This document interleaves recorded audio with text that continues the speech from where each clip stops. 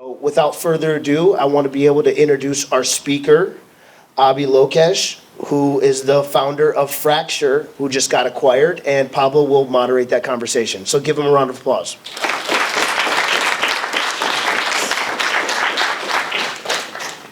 All right, well, super excited to have Abhi with us here today. So, like you all know, he started Fracture just after graduating college here from UF with a classmate, Alex Theodore, I believe. Yep. And they went on to scale the company from $0 to $30 million in year in revenue. They sold it to Summit Partners, which is one of the top private equity firms based in Boston. And yeah, fortunate enough to have them here. Throughout the journey, they actually scaled up to selling over 2 million of these fractures, shipping them to over 180 countries. And so I can imagine all the challenges you guys had to overcome to get to that point, and we're super excited to hear it. So why don't we start off by having you just share some background about how that came about. Were you and Alex at like a party, drinking beer, and all of a sudden you're like, what if we print on glass? Or how did it come about? Yeah. Oh, sure. Let's do this. Better? All right, cool. So how did the company start? First of all, again, thank you guys for having me. In 2008, Alex and I were actually co-founded a nonprofit at UF, and a side hustle of that nonprofit. Listen, nonprofits by their very nature aren't very good at making money. They usually rely on grants and donations. And I was actually in my freshman year in a social entrepreneurship class that really focused on trying to instill a sense of entrepreneurship in philanthropists and folks involved in nonprofits to basically find a way to make money other than just tugging on your heartstrings. I mean, there's only so many times I can go to you and show you pictures of crying children and like rainbows and expect you to like be okay with that. At some point, I'm gonna need to sell you something. And so that's what the class, the social entrepreneurship class, was really advocating for.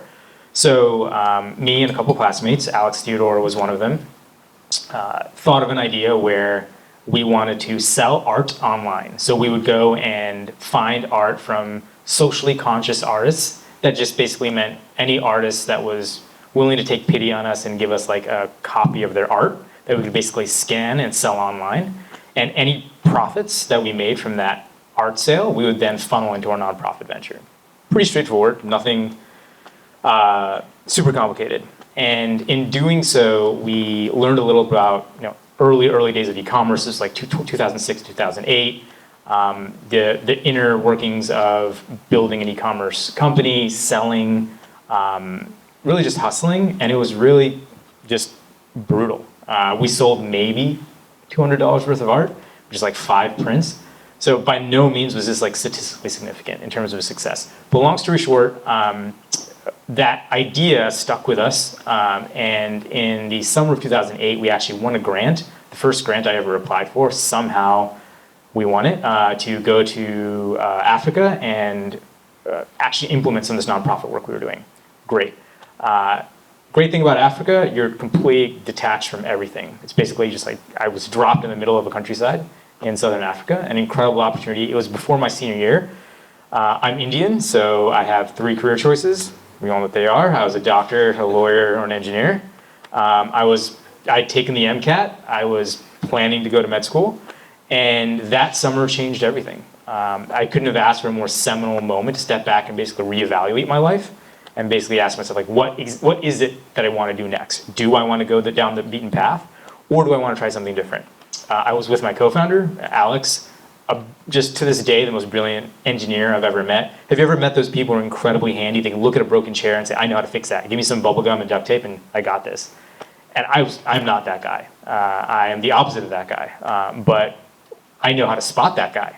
And in many ways, oftentimes, you learn that's more important in business, which is being able to spot the talent. And so I said, this is the sort of jockey that I'd want to bet my future on. Even if we didn't have an amazing idea. But we happened to actually have an idea, which was Alex, we talked about this art venture that we had come up with, complete failure. But he was like, hey, we sold art, but no one actually ever put it up on the wall. Why is that? Well, it's because custom printing and framing is a pain in the ass. If any of you ever go, well, I'm assuming most folks here will graduate. No hate if you don't. But if you do, you're going to try, hopefully, frame that diploma. and your jaw's gonna drop at how much it costs. It's gonna cost like half your tuition. And it was ridiculous, and it was super expensive. And we're like, well, this doesn't seem to make sense. Why is it this expensive? So we thought we could come up with an easier way to print and frame a picture. And we wanted to be the Apple of photo decor, and we wanted to do it all ourselves. We wanted to own the entire experience. If you guys ever have an Apple product, you know an Apple product from the minute you see the ad to the minute you order the product, the minute it comes at your doorstep, and to when you unbox it and package it. It's all very intentionally designed. And we wanted that. And so we wanted to be the Apple of photo decor. That was our pitch. And came back from Swaziland in the summer of 2008. I gave Alex all of my savings, which sounds grand, but it was like $700, to test this idea that he had of printing images directly onto a piece of glass. He said, hey, if you look at a photo frame, the sexiest, the coolest part is actually the glass. It's not the wood. It's not all the crazy hanging accoutrements. It's the glass. And I said, all right, I have no idea how to do this. Knock yourself out. For the past 2 years prior to that, I was actually a research analyst at a biotech startup downtown. So I had already kind of begun to build my entrepreneurial experience. I started off as an intern, hustled my way into being a research analyst, got a chance to develop that product, and made $700. And so gave that money to Alex and said, go forth, Godspeed. And like a month later, he shows up in my senior year house with a image that he jerry-rigged a printer to accept a piece of glass. And I was like, holy shit. I don't know what you just did. Looks good to me. And that was like almost right there, the very first lesson that I feel like most entrepreneurs miss, which is we had an MVP within like a month. He literally went to Office Depot, bought some adhesion promoter, and force-fed this desktop printer a piece of glass. And the colors were vibrant. The prototype was there. The proof was in the pudding. It was staring me in the face. And I said, all right, there's something here. But very quickly we realized that we were very unique because we needed money. We were, from the jump, from the get-go, a capital-intensive endeavor. We were not a SaaS business. This is not a mobile app that we were creating. This was a physical product enterprise. And that meant we were literally going to blow shit up. We were going to rip warranties off of printers. We were going to need space to test and experiment and tinker. And I had no such funds. So I'll pause there. We can kind of get into the rest of the journey from fundraising, et cetera. I don't want to leave you on a cliffhanger, but I'll go where you guys want me to go. Perfect. So I assume this is around 2008, 2009, Yep. which is when the global financial crisis hit, and this is when you have to raise your first significant chunk of money. So can you walk us through, how did you, it was obviously not a good time to raise money. All the capital was drying up. So what did you do to get creative, and how were you able to raise money in that time period? Yeah. It fucking sucked. I don't know what to tell you. I don't know if I'm about to drop F-bombs, but Drop it. yeah, okay, good. It was the height of the Great Recession, right? 2008. A little bit about myself. When I graduated, I was 20 years old, so I had no credit history. I couldn't even get a credit card, like the ones that you get in the mail that you're pre-approved for. I couldn't even get one of those. Like I tried to get one of those. I couldn't get one of those. It was the dumps, and I went to the only source I had, which was my dad. And my dad's a doctor. Again, not a surprise. So he had a couple of his weekend stock group investment buddies, and by this, I mean that they have a little extra capital. They get together every Sunday, talk about their stock picks, go in on a couple of stocks, and see how it performs. Right? Nothing crazy. I said, Dad, I have this venture, crazy idea. I want to basically pitch you. And this is in like September, October of 2008. I should be applying to med school, but I'm a little distracted. And the one thing that I really appreciate about Alex and I and how we approached this endeavor was we were really serious about it. Even if it was my father, I said, I don't want you to give me the money because you love me. I want you to give me the money because you think this is a good investment. We worked hard on a business plan. We showed up in suit and tie at one of his buddies, was like a CPA at his office, thinking, our handful of prototypes coming from this, rigged up printer. And we pitched them. We said, listen, we need $60,000 to go through our first round of prototyping and market testing. And I said, I don't want an answer now. I don't want this to be emotional. I want you to take a couple of weeks, do your due diligence, and get back to me. He said, okay. And so, listen, I'm pretty sure he didn't do anything. I don't think he did a drop of due diligence. I'm pretty sure he had in his mind that, yes, he loved me, so he's gonna give me the money. But it just made me sweat for it, which I appreciate. And in like literally December 2008, I was at an ugly sweater Christmas party at some kid's house. And I got a call from my dad, and he said, listen, we've decided to give you that 60 grand. I've never seen, at that point, I'd never seen 6 grand. I'd never seen 6 grand. I barely had $600, and I just gave that up. And I said, all right, let's do this. And so Alex and I incorporated and spent that spring semester in 2009 building, we found a small, like literally 500 square feet of space in Northwest Gainesville.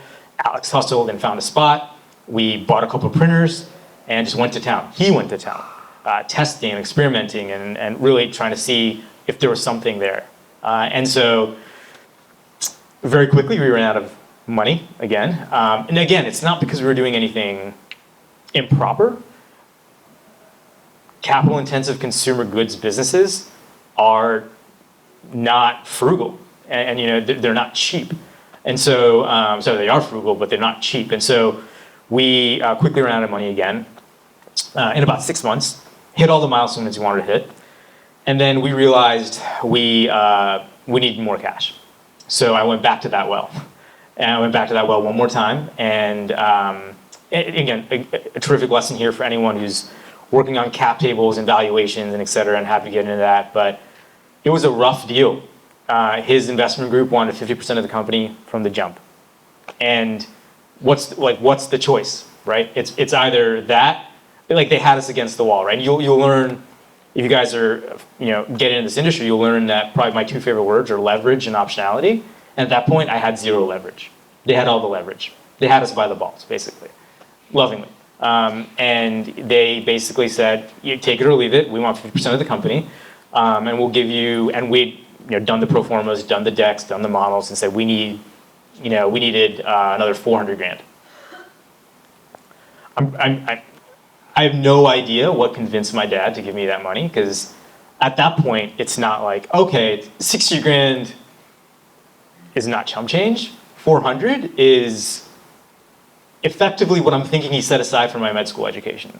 And he was like, all right, let's roll this dice. And so that's what carried us through for the next 12 months. At that point and after that point, we started to gain some traction. And back then, there was something called, it still exists, the Florida Opportunity Fund, which is based in Orlando. There was a scout who met us and basically said, we think you guys have something here. What was unique about us and what helped us connect with their thesis is the fact that we were kind of a blue collar company. We were a building manufacturing company.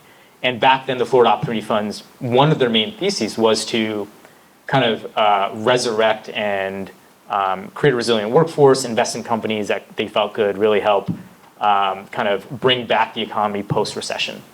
And so they were willing to, after a bunch of due diligence again, they were willing to invest in us on a convertible note. Again, the terms weren't great, but the funding environment was even worse. I didn't really have many options, and so we took on another $530,000 from them to finish kind of our seed. So did you end up giving that 50% for the 400K to your father's investment group? And then, so how much of the company did you give up in that initial round? So we gave up 50% of the initial round just to my dad and his angel group. And then we ended up giving, now the investment was by convertible note, right? So technically we didn't give up anything because there was a chance to convert. If we were able to pay it back, best case scenario is it's relatively expensive debt. But if it triggered and they were to convert, then it would convert even more equity. So long story short, I forget like the exact specifics. By the end of all the fundraising rounds, between the Angel Investment Group, Florida Opportunity Fund, and the Tamiami Angel Fund, which is the largest active angel fund in Florida, if not like the Southeast US. They're really damn impressive. Alex and I each had about less than 10% of the company. And that was just the reality of the situation, right? It was either, Justin, who we'll talk to next week from Hutch Law, was kind of like a sage Yoda figure for us. And he gave us like one of the most important pieces of advice we ever had, which is, hey, listen, I know this isn't ideal. He was papering the docs. He was the one who was working on the transaction with us. But he said something along the lines of, do you want all of a peanut or a slice of a watermelon? And the point being, do you want to own 100% of something that isn't worth nearly anything? Or do you basically want to humble yourself, eat some humble pie, and own a small percentage of something that could be worth 9 figures? And when you put it like that, I made the choice that I thought was most evident. So a lot of that capital came in the early days, and you guys didn't get bought out until 2 years ago, 3 years ago? Yeah, 2021. 2021. So was that all the capital you raised and then you bootstrapped all the way up? Maybe talk a little bit about the bootstrapping. Yeah, at that point, Alex and I looked at ourselves and we said, we will never fundraise again. It was that simple. Shame on us if we didn't find a way to get this thing to be capital efficient and profitable and cash flow positive, and we had to dilute ourselves again. And it was nothing against the investors. They achieved their intended goal. They optimized their outcome to have the best potential return for their fund. And I respect that. I get that. Now that I'm on the other side of the table on some deals, I get that. But I was bitter. I was resentful. I was upset that we were the ones busting our asses day and night, and we had already been diluted so much. And there was only one answer to that, which was get profitable as quickly as possible. So we did all the things that you guys hear about, right? We deferred salaries, were incredibly frugal, did everything we could to focus on one thing and one thing only, which was being cash flow positive and profitable. And again, there's all these vanity metrics that I'm sure you guys have seen from decks and stuff that sound pretty, but are effectively empty calories. They don't mean anything, and you can poke holes in them, 20 different ways. But we knew the one thing that spoke louder than anything else was cash in the bank. So every single day, I was charting cash in the bank, OpEx, and really taking it to heart that we wanted to be masters of our own destiny at that point. And so that ultimately actually ended up becoming one of our biggest competitive advantages, because there are other companies in the space that cumulatively raised 80 million, 50 million, 30 million, and we raised 2. And I'd like to think I'll never get cocky enough where I think $2 million is not a significant amount of money. It's an incredible amount of money, but relative to the space and relative to how the direct consumer world operated, that may have well has been like $1 for, it was so relatively little. So I think every startup that scales to the point where you took Fraction up to 30 million a year in revenue and then getting acquired faces a near-death experience or some really, really big hurdles they have to overcome. Could you talk about maybe one of the toughest moments that you had to overcome to get to that point? I mean, there's so many, right? We only have a little time here, so I can't go through everything, but I can give you flavors of, I can give you an example or two of different types, right? The first one is that honestly, we had no idea how to run and lead a company. We just talked about investors.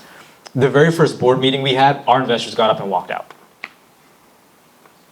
This is nonsense. You guys are not prepared. This is a joke. And they just up and left. And Alex and I stared at each other. I had to take responsibility for it. I was CEO. I just wasn't prepared. I took it for granted and didn't approach it with a sense of gravity and seriousness that I realized professional investors expect out of an investment. I was not at that point a 21 or 22 or 23-year-old kid. I was the CEO of a company they had put in a significant amount of money in, government money at that point, and they weren't fucking around. And apparently at that point I was. I thought I was doing everything, but I needed to professionalize and formalize and invest the time to become a real CEO. So that was humbling. That sucked. From the marketing side of things, how many of you guys remember Groupon or ever have taken advantage of a Groupon? Groupon was crushing it back in the day, before everyone realized how terrible of a business it was. And we got swept up in that phenomenon. We had a Groupon rep reach out to us saying, hey, we're entering Gainesville. We want you to be one of the top deals in Gainesville. You guys want to work with us? And we said, sure, because you want to be attached to the brand name, right? You want to be attached to the sexy startup, and that was Groupon at the time.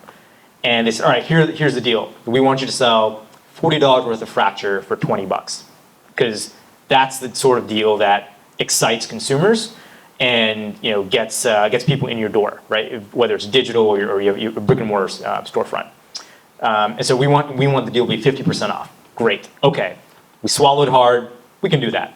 Oh, by the way, of the remaining $20, we take 60%, you take 40%. Okay. All right, so on $40 worth of product, right now we're making 8.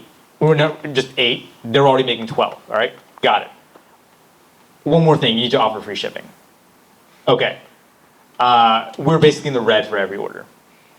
Didn't appreciate that till I saw 7,000 orders come through and realized that we were shit out of luck. We didn't know how to fill these orders. And the way Groupon worked is that deal was, I believe, in the summer of 2011 or 2012.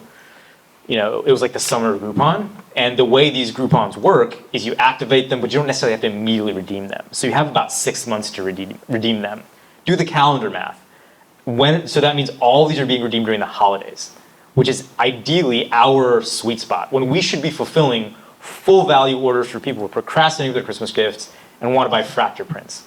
Instead, we're fulfilling 4,000 in the red Groupon orders. They thought they were sweet and they sent us Chinese food as like a mea culpa, to help us grit through the grind of fulfilling 4,000 printed images printed orders that we were getting out the door. But then, I learned a really important lesson, even in communication, is that I can't do this. And I realized the only thing I could do is be transparent with our customers.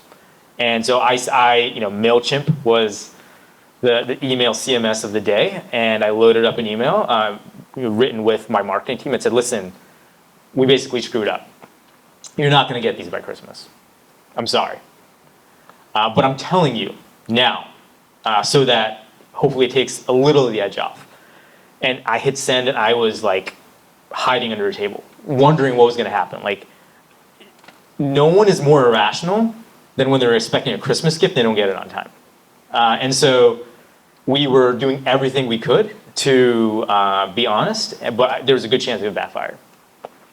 And surprisingly, customers are smart, consumers are smart, and they appreciated the transparency. They said, listen, we get it. You're not the first brand to tell us this, but we appreciate the honesty. Get it to me when you can. Awesome. I was shipping Groupon orders next April, because that's that's how long of a backlog we had. That's how hard we were grinding to try and just get orders out the door. And I think our honesty, maybe naivete, ignorance, whatever you want to call it, saved us, just because we were left with nothing. Our backs were against the wall, and I figured the best thing I could do is just be honest.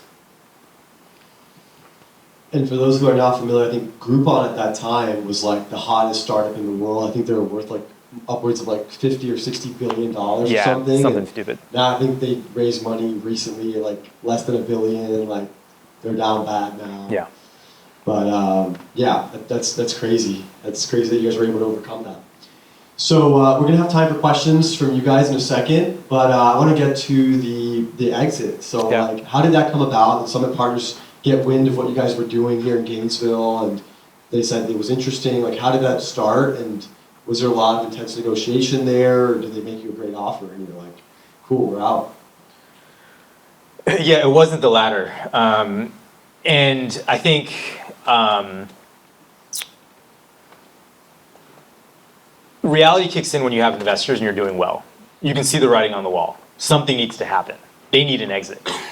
And so, do the math on the timeline. My dad as an angel investment group didn't necessarily care, but we had two sets of institutional investors, the Florida Opportunity Fund and Tamiami Angel Fund, that were seeing us basically become the rock stars of their portfolios. And they're like, whoa, like you were the redheaded stepchild. We walked out on a board meeting of yours, but you made up for it. And now you guys are, $15, $20 million in sales, like 15, 20% EBITDA margins, 80% gross margins. Like you guys are crushing it. Great. You need to sell. And that's just the life cycle of a company. Specifically a venture-backed or institutionally backed company where you've got to make a return. So we said, okay, we need to start a process. So we hired an investment banker out of Silicon Valley and went through a year and a half. I think it was almost a 2-year process. A ton of stops and starts.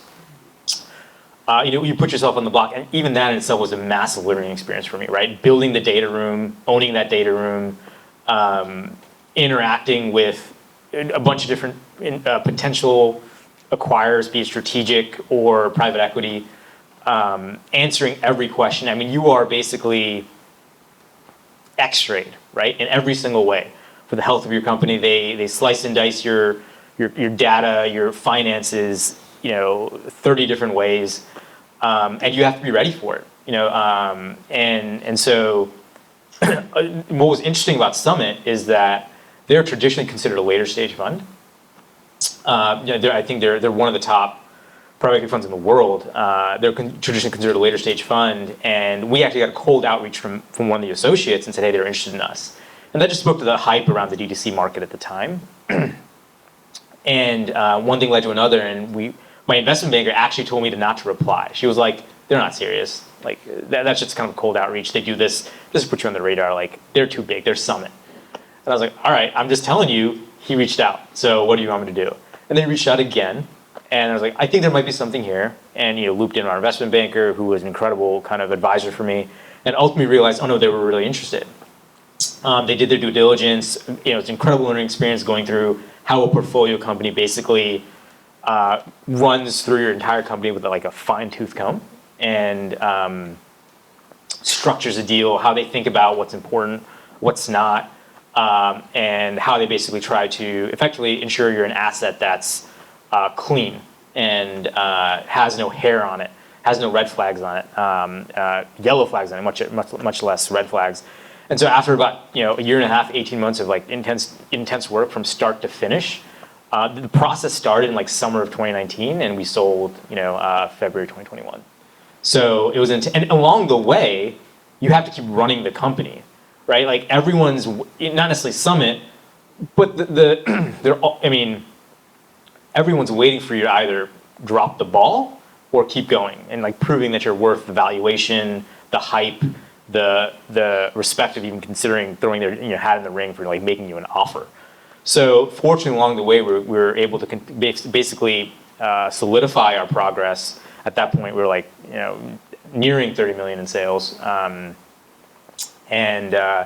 we closed the deal. A lot of sleepless nights because there's some nights where Summit walked away, and not because they're trying to be evil, but just because the deal terms didn't fit, didn't align.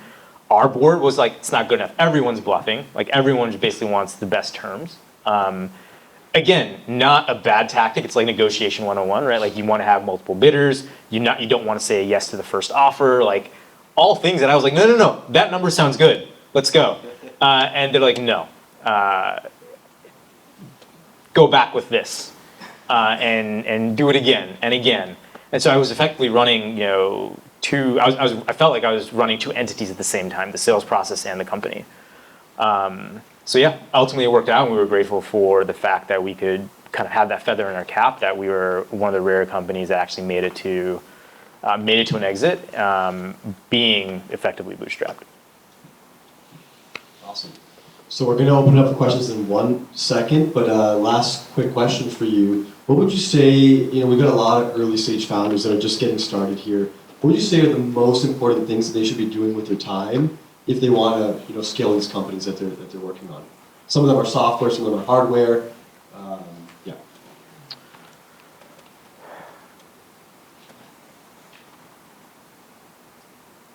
I think it's really. I mean, first of all, I commend everyone who's interested and willing to take the leap and try something. But some of the advice that I wish I had gotten, and hopefully it rings true with you, is like you have to ask yourself a couple of really fucking hard questions, like truly hard questions. Number one, whatever timeline you think it's going to take, are you willing to spend 3x that time? Like question one. I thought it was going to be done in 5. Took me 15. I'm not unique or special in that scenario. Anyone who tells you like, oh, I just built this overnight, they're bullshitting you. It's just not true. So are you willing to spend 3x the time you thought it would take in your startup? Number two, you have to be very honest with yourself about what you do not know. And you have to build the team to complement you around that. So, sure, there's that magical unicorn founder who's both engineer and incredible CFO and incredible salesperson, like a polymath who's just phenomenal. You could be that person, but I would hedge your bets and ask yourself, like, who are the smartest people you can surround yourself with who will call you out on your bullshit and force you to be the best professional you can be. If you are willing to answer those 2 questions honestly, which is like, are you willing to devote 3x the time? Are you willing to be called on your bullshit, have your ego basically shredded, and be willing to put in the hours? Then you have the beginnings of the makeup to be willing to like consider a venture truly. And then from there, it's the realization that like from a success point of view, like listen, I think it's something like 99.6% of companies do not make it. Point blank. It's like 99 I did the math. 996 companies don't make it over 10 million in revenue. And you just have to ask yourself, like, what are your chances of beating those odds? Everyone believes they're that person. And I'm not here to tell you you're not. But you have to ask yourself, like, what are you willing to do to try and beat those odds? And then you go from there. Give it up for Abhi.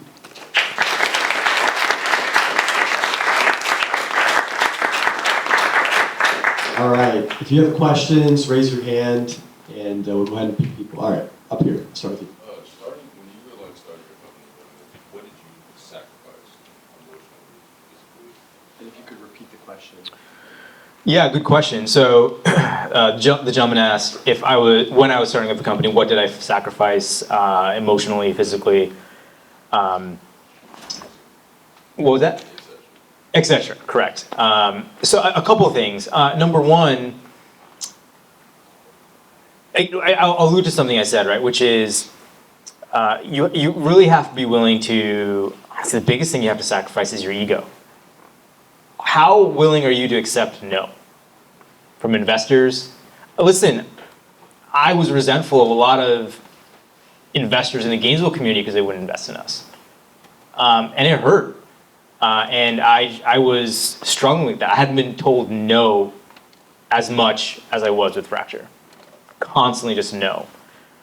So, I like this. I had to eat just so much humble pie around being willing to be very low ego, but stay confident. That is a hard balance to strike.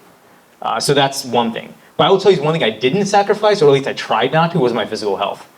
Anyone who tells you to succumb to that hustle porn bro culture of like Red Bulls and I don't know, cheese balls for no sleep. Yes, on the internet you can find an example of anyone who can do anything. Yes, you can find a case study where that worked. But I was not willing to sacrifice my physical health because I quickly realized this wasn't going to be a marathon. This wasn't going to be a sprint. So my co-founder and I did prioritize physical fitness and sleep when we could get it. yes, we were working triple-hour weeks, but like we weren't partying. I wasn't going out. We took the job really seriously because we knew it would go. It would. That's what it would take. We were trying to build ourselves for the long haul. And then again, monetarily, my salary for the first 7 to 8 years of the company was 15 grand a year. Like, are you willing to sacrifice that? I'll tell you that there wasn't a month that went by when we were building the company in Gainesville that I resented being in Gainesville. That I didn't resent being in Gainesville. I was always looking, at LA or Boston or Chicago, or saying like, man, we would be so much better if we were in a bigger city, in a bigger metropolis. But then I quickly realized that turned into a chip on our shoulder and said, no, you know what, screw it, Gainesville is home, cost of living is low, I can put my head down and grind. The community will support us. We need a manufacturing workforce. There are hard workers here, and I can afford it. 15 grand a year, we scrape by on that. And so, are you willing to sacrifice money? Are you willing to up front? Are you willing to sacrifice a bit of ego to be told no? But are you also willing to say to maintain your mental and physical and spiritual health to kind of set you up for the journey? That was kind of my formula. Oh yeah. Tom? Yeah, so thanks for coming out, by the way, Sure. appreciate it. So what did that path to profitability look like for you, from that point where every order you made was basically putting you in the red, to eventually Summit Partners reaching out and showing interest in your company? Yeah, great question. So one thing we didn't talk about was the fact that what damn near killed us ended up becoming our competitive advantage, in which was our manufacturing process. So we invested upfront all that CapEx that we had to raise, almost all of that $2 million. At least 70% of that went into manufacturing, right? God, how I wish I could have just taken a loan out for that, but that's not how life worked. But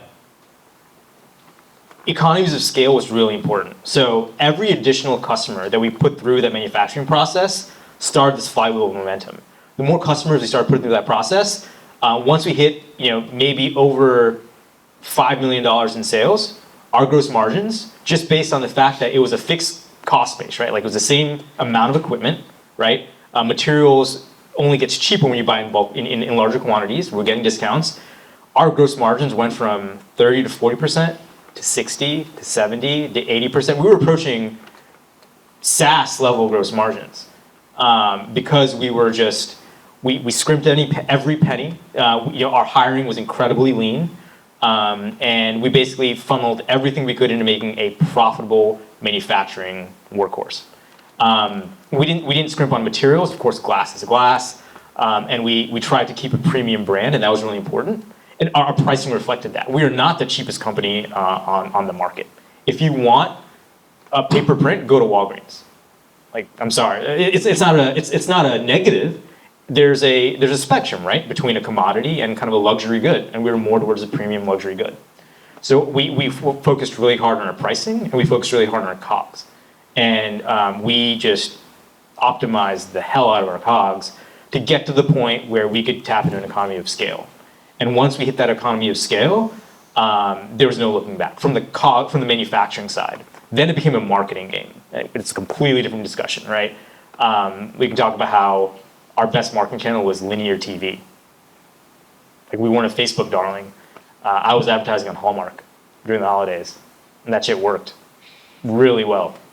And so, those are the sorts of kind of like avant-garde, unusual things that we kind of stumbled ass backwards into, but we're willing to be open to and try, that ultimately kind of ultimately made the fracture equation work. Happy to go into that, but because I know marketing is such an important, arguably the most critical element, but that was the answer. Hopefully that helped. Yeah, before that, what was your break-even point in sales? Eventually, what was the number you had to hit in order to start getting profitable? So the way our sales trajectory went was we went from, in 2013, let me see if I remember this, we went from about 500 grand to, we went from 400 grand to 700 grand to 2.1 million. And between that 700 grand and 2.1 million, I'd probably say at the $1.5 million mark, based on our cost base, our variable costs and our contribution margins and all that, we were able to get profitable right at that mark. Again, because we're in Gainesville, because we were paying ourselves 15 grand, because we were incredibly lean, and we focused on marketing channels that, were, again, getting all the KPIs, LTV to CAC ratios and all that sort of stuff were optimal for us at the time. Did that answer your question? Yeah. Okay. And if I ever answer a question not to your satisfaction, call me out on it, because I was in your shoes and I hate it when guys just spouted generalities at me. So hit me up. We got a lot of questions. I think you had your hand up first. So as far as marketing goes, you obviously had a very, very lean marketing strategy, considering most of your cost was taken up in manufacturing. But who was your target audience? Who did you sell to? And how did you make sure that you were selling to them? So we weren't very sophisticated about this. I don't brag about this, and it's not like a snarky remark. We should have been better at this. We were willing to sell fracture prints to whoever wanted to buy them. And that's not a good answer. But my point is, like, that was our original approach, right? It was just like, whoever is willing to pay money for this, we will make these for. The challenge with our product, if you think about it, is everybody takes pictures, right? And everyone, to a certain extent, can see photo prints as a gift, right? You can buy one for your mom. Husbands can buy one for their wives. Moms can buy one for of their kids. It was a very multi-generational, broad market that we had. So what we actually ended up doing was letting our marketing channels tell us who was actually receiving the product well. And so, case in point, when we started doing really well on TV and linear TV, we started digging into the data and started asking ourselves, like, okay, wait, who's actually buying this? What channels are working? What times of day are they watching? What days of the week are they watching? Like, what are their hobbies and interests? And very quickly we realized that, it was a heavily female skewed audience. It was slightly older. And it was those who had, we said discretionary income levels of about $70,000 or more.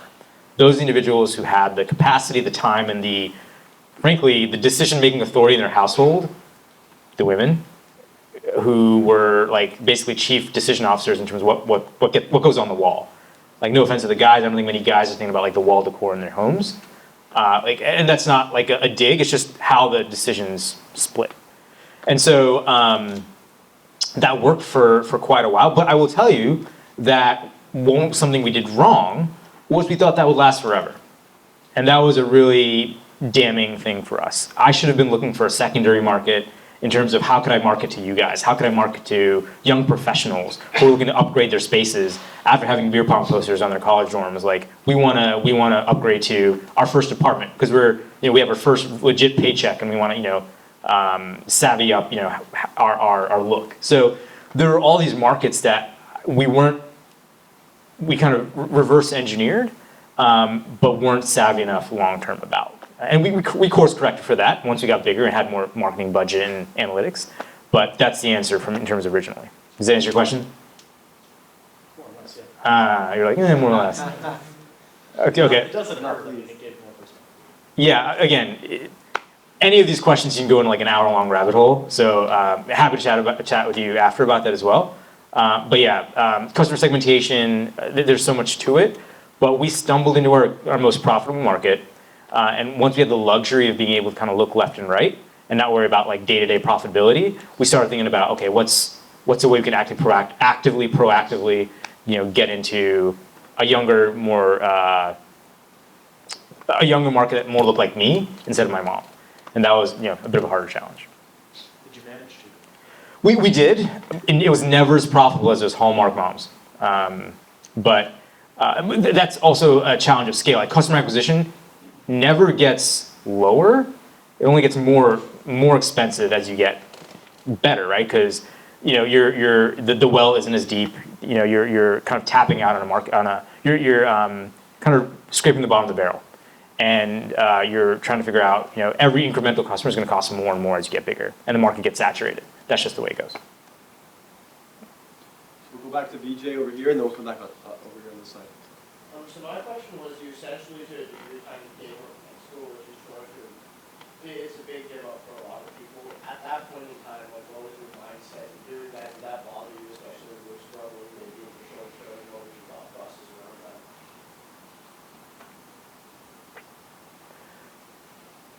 Yeah, it was hard, man. It was hard.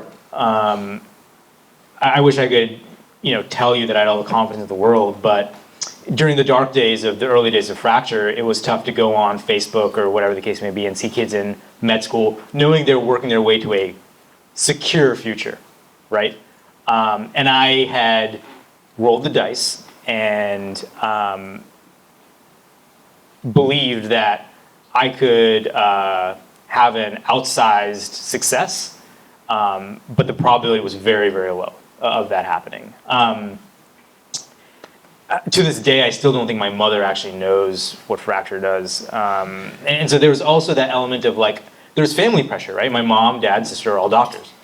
And so it was also the challenge of like, I'd taken a ton of money from my dad.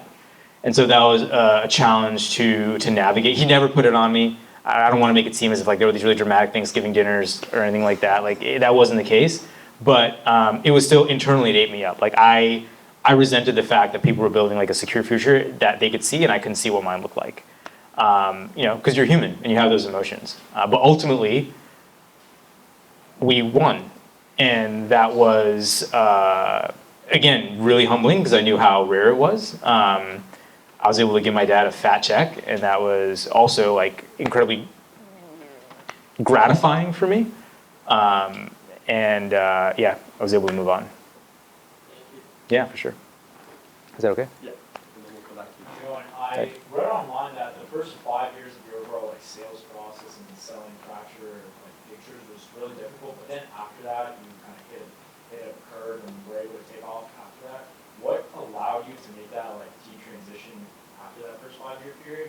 And then what was your kind of secret to getting those first initial customers within D2C? And then so that's the kind of like first part of the question. And then the second part is what led to the discrepancy between your gross margin and EBITDA? Was it like significantly like your customer acquisition costs, or was it other factors? Because you mentioned the economies of scale, manufacturing at higher levels gets cheaper. What drove that like discrepancy, like 60% discrepancy, I guess? You mean between like 8% gross and 20% net? Yeah.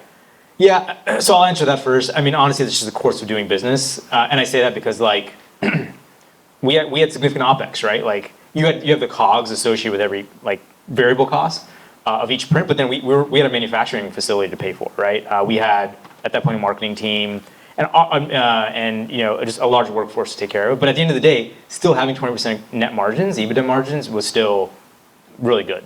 So we were okay with that. But to answer to go backwards, again, so the first ever customers we got, good old Google ads, like Google search advertising.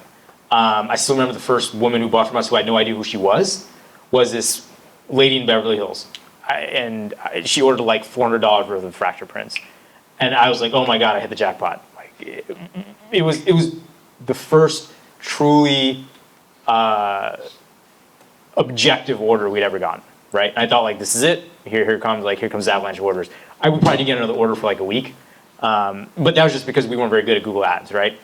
And so we actually struggled hard. We scrapped the ability to maybe get like mid six figures in sales. But again, the trick, the thing that did it for us was one day in 2013, a random exec from a show on the DIY network, which is like the little stepsister child network of like HGTV, reached out to us and said like, hey, we were tipped off about your product.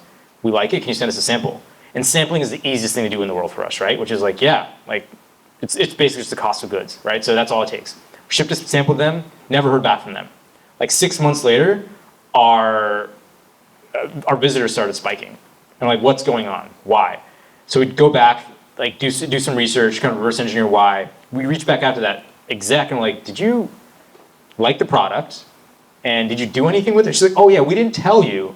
We liked it, we filmed the segment, we taped it, and we aired it. And we're like, oh, great. Like it would have been nice to know, but can we do that again? Like, can we basically capture the lightning in a bottle? And then we jumped on. We were all over that. We were one of the very first D2C brands on TV. Of that generation, right? Of like the Warby Parkers and Brooklynans and all those, that gang. And so, and it's not because we were brilliant. They were crushing it on Facebook when it was kind of like the Wild West of Facebook ads. We just found our own path, and it was linear TV. And so we went to an incredible ad studio out of LA called Sandwich Videos. Right now, like they run like their commercials for like a 30-second commercial probably run like $1 million a pop. We structured like a revenue share or like a performance-based revenue share where it cost us like 60 grand. And that ad ran for 7 years and probably made us cumulatively like north of $50 to $70 million in sales. So, because it was just a phenomenal piece of advertising. And so once that took off, that's literally where you saw that famed hockey stick growth trajectory. And we were never honestly able to recapture that magic, but it gave us enough cushion to try and explore other channels. Does that answer your question? Yeah, definitely. Also, how's the company doing after the acquisition of Summit? It's doing well. It regressed like pretty much every e-commerce company post-COVID, because basically COVID was like a turbo accelerant because everyone was at home doing nothing and buying stuff. And so we also benefited from that. So we actually regressed from sales, from a sales point of view, back to around 20 million. But we're actually now looking to pick back up from a growth trajectory once we stabilize, again, focus on profitability, focus on all the metrics, and now have the ability to think about, okay, how do we grow this again? So it's great to have that sort of strong financial foundation to be able to do that, like retrench and figure things out. But that's where we are. Sold at the top. Yeah, right. And I couldn't have told you it was the top. You know, hindsight's 2020, but we did sell at a really advantageous point for us. Right over here. How you doing? Hey, good. Thank you for coming out. Sure. So I know that a lot of startup companies, successful startup companies, are in the beginning they're usually hesitant to hire their first employee. And so, who was the first employee that you hired on like the business end of things? And like, how did the hiring process look for that?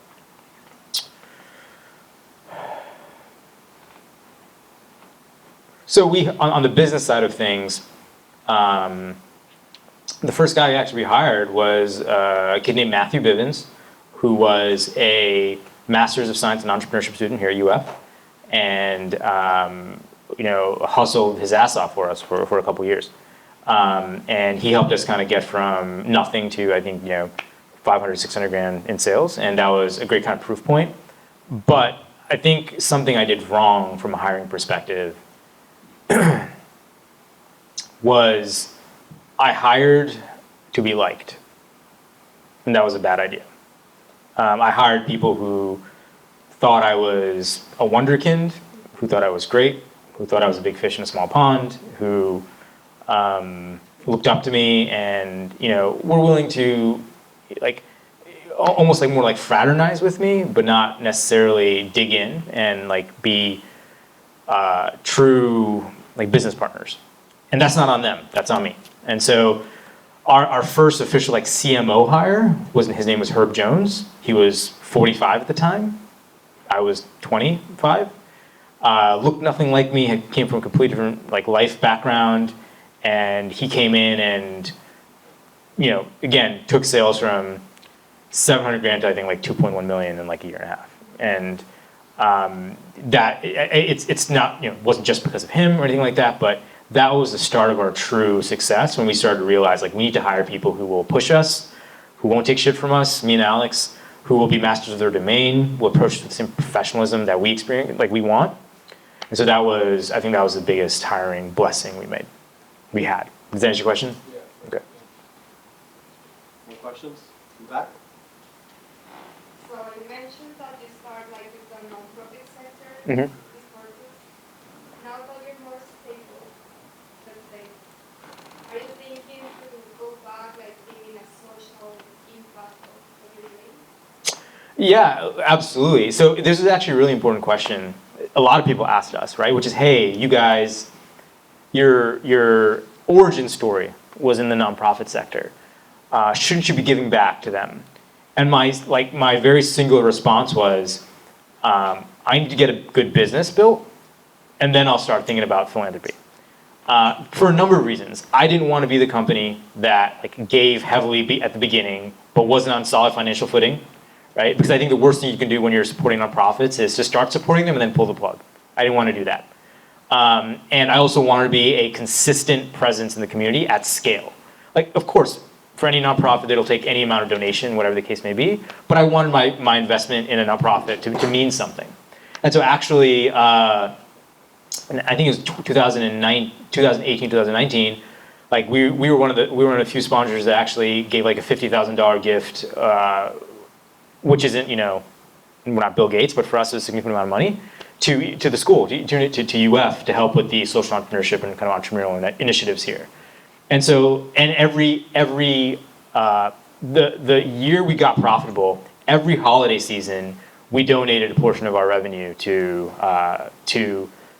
between 3 to 5 community nonprofits that the employees chose. And that was always really important to us. So have you guys ever shopped at Trader Joe's and they do the whole like drop a coin in the bucket of one of the 3 community organizations you want to support? So we kind of stole that idea from them. And so it was always really important for us to kind of give back to the community. And I hope that still continues even though I'm no longer CEO. I hope that's kind of in our DNA to do that. Does that answer your question? We'll take like 1 or 2 more. So back to what you were saying with how you saw a lot of growth with those television ads. Whenever you saw they started catching traction, did you over leverage to really ride that wave, or did you just kind of ride it steady? Good question. I think, so the question was, did we over leverage when we saw that TV ads were starting to work, or did we keep it steady? In hindsight, I think we probably could have poured even more fuel on that fire. However, the limiting factor for us was the fact that we had a manufacturing bottleneck. Like, it's one thing if you're a SaaS company, you can just add a couple servers and like spin up more capacity, but that wasn't us, right? So like our natural rate limiter was the fact that like we could only buy X amount of materials with this much of our credit and like support this much. In hindsight, even saying what I just said, I probably would have like poured even more fuel on that fire, but we didn't know. So I think we thought we were doing as much as we could at the time, but there were also a series of breakdowns where we were redlining it. Like case in point, at our second to most recent facility, actually the one that's right next to the hub, we ran out of white ink to put on the back of our prints. Like white ink goes on the back of every single print. And we're like, oh fuck, we don't have any white ink. Like we were growing like crazy and we didn't order enough and it was delayed. So like we literally instructed our team to go to every single Walmart in the vicinity and buy out every spray can of white spray paint. And we came back and spray painted thousands of prints. I'm pretty sure we cut like 10 years off the life of every employee. Like that shit is not good for you. But it was the only thing we could do. Like these things weren't gonna be late. And so somewhere out there in the world, there's like this batch of fractures that have like spray painted edges that are unique because those are all hand spray painted. And you know, I give you that as an example of like why we couldn't necessarily just over leverage that, because there would have been some serious quality and manufacturing concerns. Sure, we could have tried to like ramp up manufacturing as well, but that was going to be hard to do. Does that answer your question? It does. Thank you. Any other questions? One more over here. And actually, let's go right behind you, and then we'll come back. Yeah. My question is for Pablo and you, Pablo and you, Justis. Is there like of the 15 companies that y'all have and the 3 that are spearheaded by Gator Nation peeps, which one most closely resembles your boy Abhi here? That's a good question. We have 2 out of the 3 Gator-led companies that are hardware. So, I mean, I'd probably say Rain AI, because it's very capital intensive. So Rain AI is building the most energy efficient chips for AI on the planet. Very different business, but also hardware, also Gator-led. It spun out of, they were at UF Innovate back in 2016, 2017, and now they're in Silicon Valley and San Francisco. But yeah, Sam Altman actually led their seed round and their Series A, and they're doing really good. Yeah. Over here. What did you do after you exit? And, like, what are you doing now? Like, are you investing, or what's your life kind of looking like after you exit? Yeah, no, of course. Like, listen, I didn't fly here on a private jet from my island or something like that. That's, I'll dispel those notions. I live in Northwest Gainesville. I have a 5.5-year-old and 3.5-year-old. They don't give a fuck that I had an exit. They, they're like, dude, clean my diaper, right? Like that's basically how they are. But I'll be honest, that was incredibly grounding, right? Because I got an ego, right? Having an exit, et cetera. It's really important to stay grounded and know that there's more to do and more to come. But specifically, so I stepped down as CEO in April. The single biggest piece of advice everyone gave me was like, do nothing for as long as you can. I ignored it. And I was really bad at that. They were 100% right, but it's much easier said than done. Once you're wired and you've been wired to do something for 15 years, like clockwork, it was really hard for me to let go and not tie my self-worth to my job. And it took me a while to unwind that. I'm still going through that process. I'm fortunate that while I don't have a private island, I have enough financial security that I gave myself effectively a year to explore and see what's out there and see what's next. I'm very intrigued by climate tech and thinking about the next generation of climate tech companies that are battling climate change. But I think one thing I realized is that I'll never stop fully operating because that's a muscle that I just worked too hard to develop. Like I have a skill set that is pretty rare, and I'll be damned if I don't keep that edge sharp. So I'm considering a handful of opportunities, consulting, angel investing, advising, just exploring. But this time next year, I would have liked to have landed in kind of a full-time opportunity, be it on the VC side or be it in an operational role. And I'll keep you posted. Cool. Cool. We're gonna have some announcements, and then he's gonna hang around for a little bit longer, so you guys can meet him one-on-one. And we're also gonna do a group picture. So, yeah. Give it up for Abhi.